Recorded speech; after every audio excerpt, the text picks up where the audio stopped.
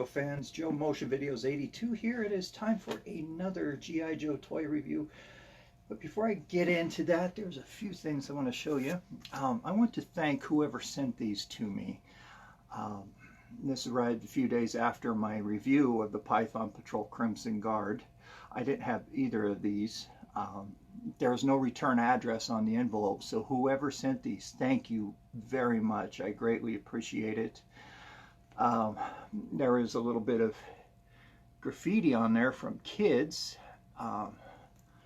Pretty interesting. The kid crossed out Python on Crimson Guard and put number 7 Iron Mercenaries, and on the Viper it was number 3 Iron Mercenaries. I really like that. That is pretty cool. This kid was making up his own sub teams with this. Very creative for that individual to do that. Yeah, I didn't have the Python Patrol Viper file card either, so thank you very much whoever sent those. That was incredibly kind of you. And also I want to point out these, show you guys these pictures behind me, or what's on the wall behind me. Some questions have been coming up about that, curiosity, so let me stop the video and I'll show you what those are. Okay, right behind me, these are just some donations previously from Vinny C. This is my Scooby-Doo and the Black Knight. That came from New Jersey Ed about a year or two back. That's from the fire department that he works for. Shaggy and the Headless Horseman. So this is just some G.I. Joe stuff that I have hanging up there. Comic-Con exclusive Cobra Commander, carded Action Force, card back, some Star Wars figures. Those are my daughter's. Sending those to her for her birthday. I have them hanging up there so they won't get ruined. This is a Brazilian release of G.I. Joe. This is Voltar. And some carded Battle Corps figures from the 90s. The Chinese version of Tracker. I'll be opening him up, talking about him soon. And some more Battle Corps card back. There's some stuff hanging up in bags. Costume, that is a complete costume. Monstro Viper. So that's what I have hanging up here. And this was also asked about in a corner. Yes, it is a real sword. Double-edged. Very sharp. Pretty nice. It's carbon steel, full tang. So it is combat ready, as they call it in the entertainment industry. I used to work out at a Renaissance festival out here. I was just a street extra. Some days I would show up as a knight. Most of the time it was a pirate. And you guys have seen that costume before. I did a review on Halloween in my pirate costume. Last year I read, was it the Headless Horseman? I read that in a 17th or 16th century, early 17th century costume. So yeah, I really enjoyed doing that. It was a lot of fun. So today we are going to be covering a very unique action figure. It's modern, but it's still in the 3 3/4 inch style. It came out 2005, so they're right on that cusp of retooling everything. So we're looking at the 2005 Cobra Commander version 25. He came with he was in a 3-pack comic book set. It was part of Series 21. The set came with Scarlet, Alvin Breaker Kirby, or Kibby, Alan Breaker Gibby. They changed Breaker's name. I guess copyright problems. They couldn't hold on to the copyright of just Breaker, so they had to give him his full name.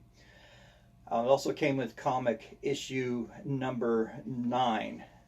So let me pull up those pictures for you. The action figures were pretty cool, so I want you guys to see those.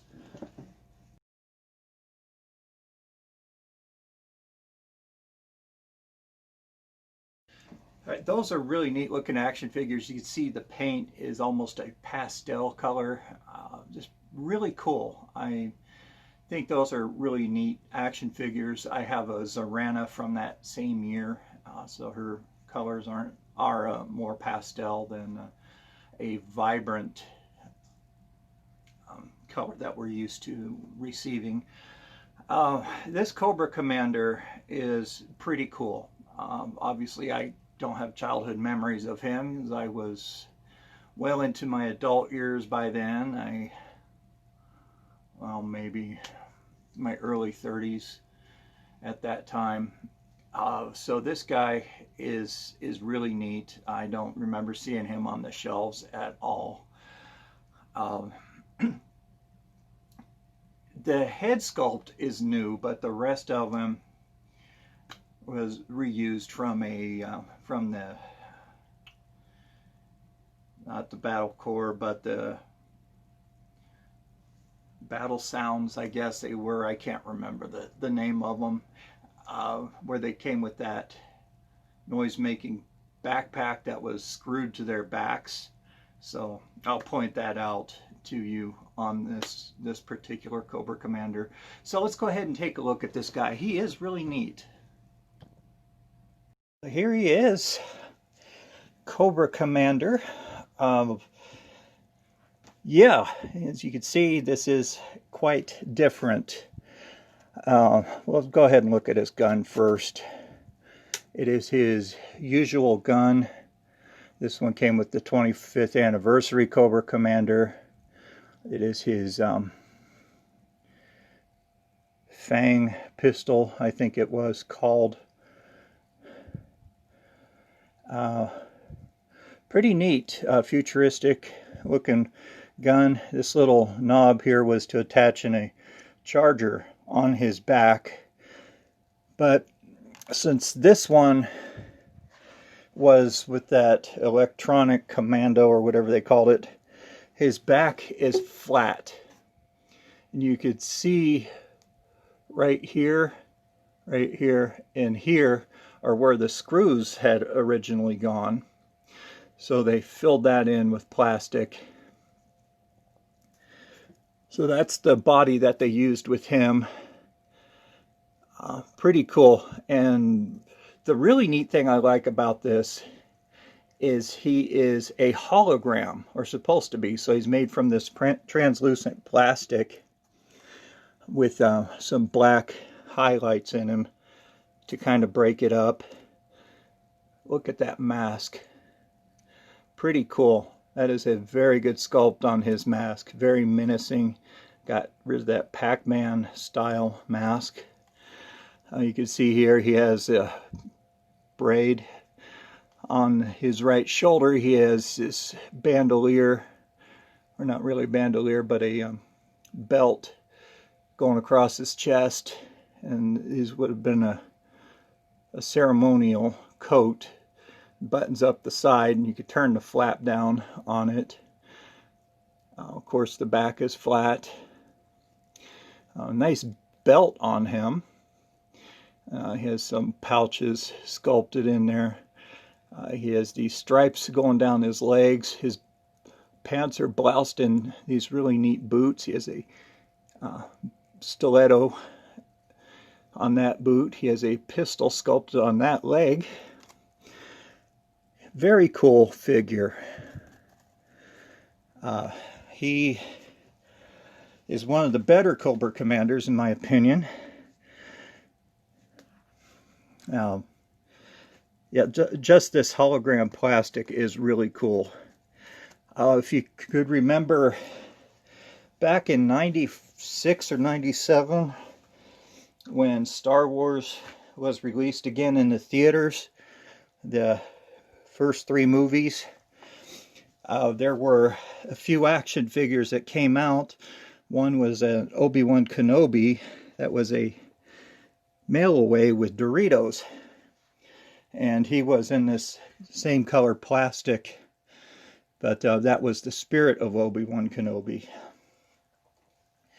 So since Kenner was bought out by Hasbro at that time, Hasbro had that plastic that they were using, and they transferred it over to Cobra Commander. So let's go ahead and look at his file card. It's black on the back. It's because it came inside of the comic pack. It reads right here, codename Cobra Commander, Cobra Supreme Leader. His file name is classified. His primary military specialty is intelligence. Secondary military specialty, ordnance, experimental weapons. Birthplace is classified. So, it reads here, Cobra Commander leads the evil forces of Cobra in their quest for world domination. He has no conscience or honor. He will stop at nothing to achieve his terrible goals. He has built a large network of spies who supply him with information about governments and businesses around the globe, part of the job of the Crimson Guard. He uses this information to expand his empire and increase his power. The one group stopping him from complete victory, and this is the G.I. Joe team. He despises their sense of honor or justice and honor. And in the mind of Cobra Commander, it's capital letters, so Cobra Commander, he is sure the will fail and his will win. Why? Because to him you don't rule with kindness and decency. Instead, you force people to obey you with threats and fear. And the fact that he is wrong has never occurred to him. Bottom is a quotation. I learned long ago how to get what I want. Take it by persuasion, by force, by any way you can. No one else matters. That's how you win. So Cobra Commander is kind of a jerk. Yes. He takes things, he forces you to do things, and that's all that matters. Cobra Commander is one of the more iconic characters of G.I. Joe. The man that voiced him was awesome. I love that high, menacing pitch to his voice. He also voiced Starscream. But you look at Cobra Commander in any version, and you know it's G.I. Joe. Now, there are some figures on the Joe team that you look at, and you know they're G.I. Joe as well. They're just very iconic figures. But later on, down the road with the more modern figures, they're so out there with some of the Cobra figures, you wouldn't know they belong to G.I. Joe. And there are no markings on them indicating. But what I have noticed that from shopping in thrift stores, if there is an action figure with similar articulation, a military style action figure, people automatically call it G.I. Joe. They just relate that. Even though it isn't, they still refer to it as a G.I. Joe figure. So Cobra Commander is obviously one of the favorites amongst collectors. And I could see why. He is just a fabulous figure. Especially the mail-away hooded Cobra Commander version 2, as it were. when I saw that one, I was immediately in love with it. The royal blue uniform, the hood, everything about him is just really cool. His battle helmet is amongst my favorites, with the chrome face on it. That inspired a lot of my art from when I was a kid.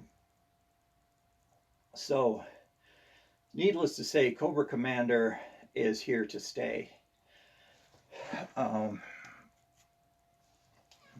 Especially with the newer releases that came out this year, the 6-inch figures. I pre-ordered the 6-inch Cobra Commander, so hopefully he'll be in soon. Haven't seen any of the exclusives from Target or Walmart, the quote-unquote retro line. Have not seen them yet, and I've been to a few places, so they might not have hit Arizona yet. Who knows? Or even if we would even get them. You know, there are some states that just don't get specific toys for some odd reason. So I'll keep up the looking unless the scalpers are hitting right early in the morning and buying everything up so they could turn around and sell them online for 100% profit or 1,000%. It's kind of sick that they're doing that. Like the 6-inch Snake Eyes, I bought him on Amazon, and I think I paid $10 more than what was originally asked, and that wasn't bad. I figured I'd better get it now before it the price goes insane on him. So anyway, guys, really sorry, lost my train of thought. I really didn't intend to get off on that little tangent, but let's go ahead and get back into the review. He's available on the aftermarket if you want this one. You know, he's still in that 3 3/4 inch size. Still an O-ring figure. I do recommend that you get this. I just like that hologram look to him. It's really neat. So that brings me into my next segment, Byron's Gripes. For those of you who are just joining, I forgot this disclaimer a few times, but I do Byron's Gripes as entertainment value, to also give you an idea of what the prices are out there, and I poke fun at the incredibly high prices that some of these figures have. And if it's a good deal, I'll classify it as a deal of the day. There are some figures out there that the prices are going down on, which is pretty nice. Others, the more popular figures, the prices are increasing. So I only found 2 of these out there for sale. They're complete. One had the file card, the other one didn't. The figure that came with the file card was actually cheaper than the one that didn't have the file card. Go figure. Complete with the file card, $29.99. I'm going to put him with deal of the day. I can't remember how much I paid for him. Bought him a long time ago, so I'm sure the price was relatively inexpensive or I wouldn't have bought it. That's just me. But the second one, complete, no file card, $49.95.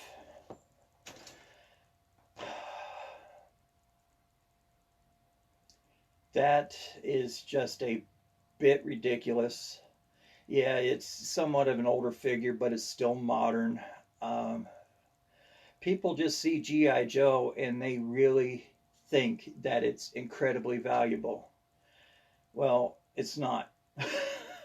There are some things that do hold their value. Let's take an arrowhead, for instance. You find an arrowhead on the ground, you know it's really old. But is it valuable? Not really. You know, a few bucks.